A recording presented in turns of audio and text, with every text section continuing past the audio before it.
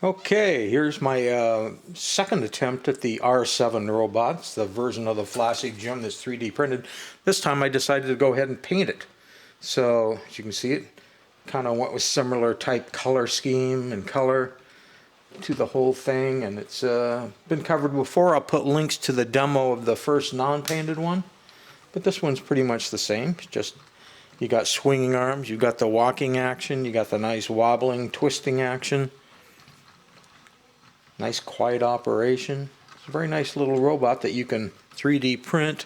I'll put a link to the build video down below. I'll put a link to the R7 video as well, in case you're not familiar. So you've got your shuffling, but you've also got the linkage, the pin linkage as we like to call it, that protrudes and comes and goes.